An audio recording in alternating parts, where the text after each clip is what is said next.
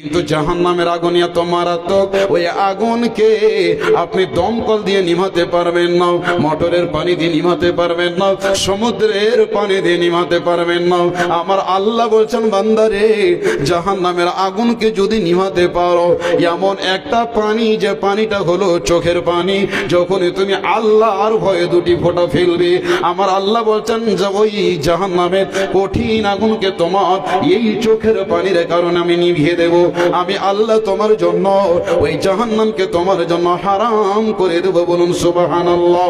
আল্লাহর নবী, বিশ্ব নবীজি বলছেন, লাইসা হাবা ইলাল্লাহি, আল্লাহর কাছে দুটো জিনিস খুব প্রিয়, সারা পৃথিবীর চেয়ে প্রিয়।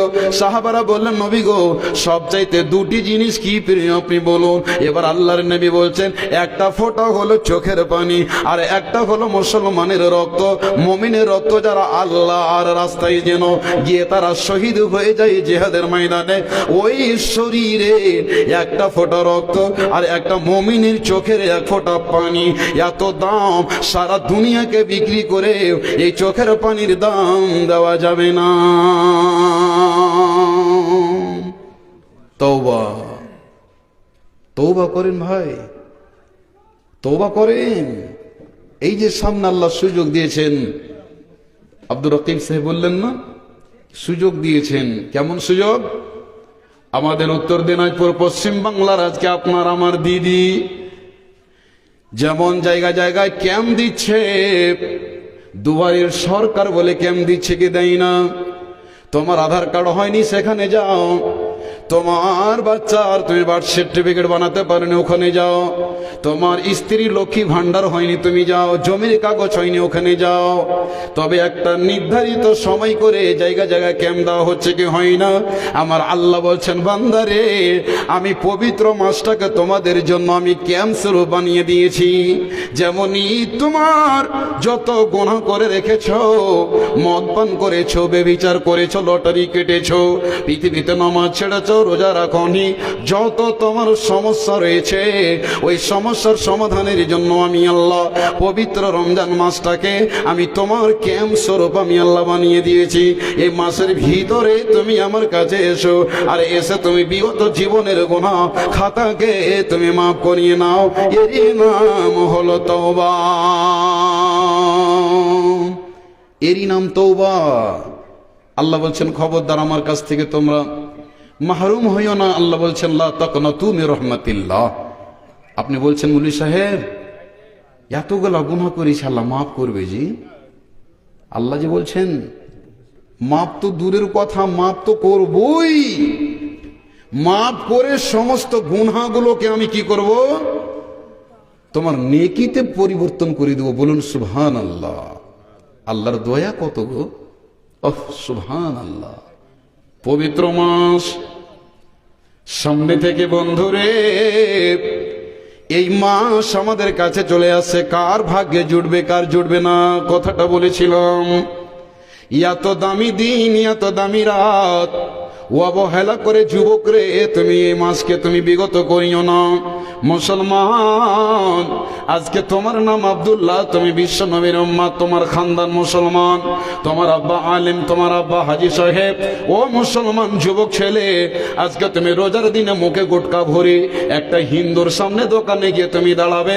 তুমি মুসলমান হয়ে যদি ওখানে দাঁড়াও, তবে তারা কি মেসেজ পাবে? তোমার ব্যবহার এত যদি নোংরা হয়, আমি তাদেরকে ধন্যবাদ জানাই। বন্ধু আমার, একজন হিন্দু মুসলমানের সামনে দিনের বেলায় খেতে এসে লজ্জা পাই, গাই কি পাই না বলুন?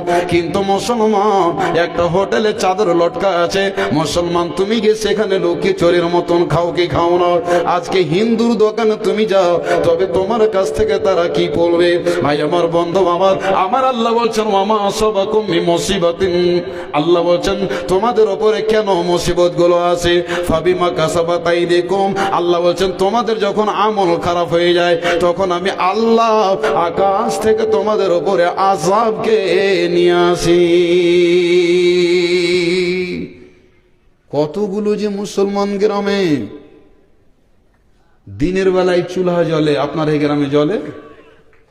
একটা কেউ বলেন তো জ্বলে? জ্বলছিল। এই যে প্রথমে কথাটা বললাম যে একজন আলেমে দিন হয়েছেন, যার কারণে মেসেজ পেয়েছেন। আমারও গ্রামে জ্বলেছে, অন্য অন্য গ্রামে জ্বলেছে। এখনো কতগুলো খবর আমরা শুনতে পাই যে দিনের বেলায় রান্না করছে রমজান মাসে, যেমন অন্য দিনে মানুষ ভাত সালুন রান্না করে খায়। একবার বলুন আস্তাগফিরুল্লাহ, একবার বলুন নাউজুবিল্লাহ। মুসলমান, আল্লাহ রাব্বুল আলামিন বলছেন তোমার উপরে মুসিবত এই জন্যই তো আসে, তোমার আমল যখন খারাপ হয়ে যায়। এমন একটা দিন ছিল যে বেধর্মী হিন্দু ভাইরা ডিজে মাইক নিয়ে মসজিদের দিকে গেলে তারা মাইকটাকে বন্ধ করে দিত না? এখন তো আপনি বাজাচ্ছেন, তো ও আর কি বন্ধ করবে? তার মানে আপনি নিজেই ব্যবহার খারাপ করেছি, আমল খারাপ করে দিয়েছি। এই জন্য শ্রদ্ধা, ইজ্জত, ভয় তাদের ভিতর থেকে শেষ হয়ে গেছে। কথাটা বাস্তব না ভুল বলছি বলেন? মানুষ ইজ্জত করতো, মসজিদ দেখলে এই বন্ধ কর, মসজিদ আছে এখানে। আবার কতগুলো এরকম রোজাদার আছে রে আল্লাহ, রে আল্লাহ, সারাদিন পেচার পেচার পেচার পেচার করে মধু চাবাইছে, আর রোজা খোলার 10 মিনিট আগে মিসওয়াক লিয়ার একটা লম্বা টুপি লাগিয়ে মনে হচ্ছে রোজাদারের বেটা রোজাদার, একদম সুন্দর করে ইফতারি সামান লাগিয়ে বসে আছে। আল্লাহ বলছেন ইউখাদিউন আল্লাহ ওয়াল্লাযীনা আমানু ওয়া মা ইয়াখদাউনা ইল্লা আনফুসাহুম ওয়া মা ইয়াশউরুন। যারা আল্লাহকে ধোঁকা দেয়, মুমিনকে ধোঁকা দেয়, এরা কি বাস্তব আল্লাহকে ধোঁকা দেয়? আল্লাহ বলছেন তুমি নিজেই ধোঁকায় পড়ে আছো, বুঝতে পারো না। তবে তো মানুষ মনে করবে যে লোকটা কত রোজাদার রে, টুপি মাথায় দিয়ে আর মিসওয়াক করে এত আনফান করছে, মনে হচ্ছে কত রোজাদার।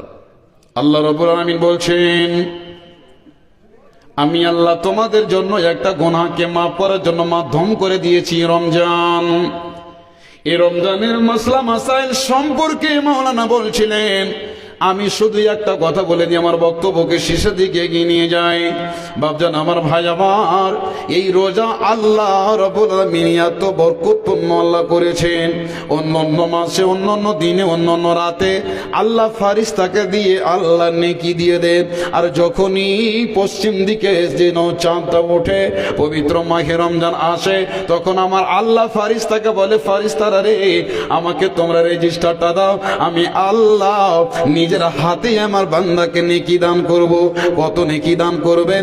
আল্লাহ বলছেন বেগাইরি হিসাব, সারা পৃথিবীর ক্যালকুলেটর হিসাব যেন ফেল হয়ে যাবে।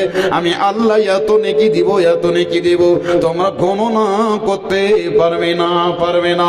একটি রোজার কত দাম বন্ধুরে।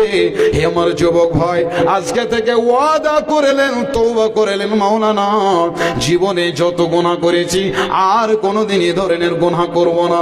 এই রমজান মাস এসেছে, এখান থেকে আমি তওবা করে আমি কি করলাম, আল্লাহ তাবারক ওয়া তাআলা তোমার কাছে ফিরে আসলাম। আল্লাহ তুমি আমার গুনাহকে মাফ করে দাও, মাফ করে দাও। আমার আল্লাহ বলছেন একটি রোজা যদি আল্লাহর কাছে কবুল হয়ে যায়, আল্লাহ রাব্বুল আলামিন বলছেন জাহান্নামের আগুন থেকে তোমাকে 70 বছর একটা জানোয়ার, একটা যানবাহন, একটা সওয়ারি দৌড়িয়ে যত দূর যাবে, এত দূর তোমাকে আমি আল্লাহ জাহান্নামের আগুন থেকে দূরে রাখবো। বলুন সুবহানাল্লাহ। আসসালামু আলাইকুম। নিয়মিত ইসলামিক ভিডিও পেতে সাবস্ক্রাইব করুন আমাদের ইসলামকে জানার চ্যানেলটি, আর ভিডিওগুলো ফেসবুক বা যে কোনো জায়গায় শেয়ার করে ছড়িয়ে দেন ইসলামের সশত বাণী।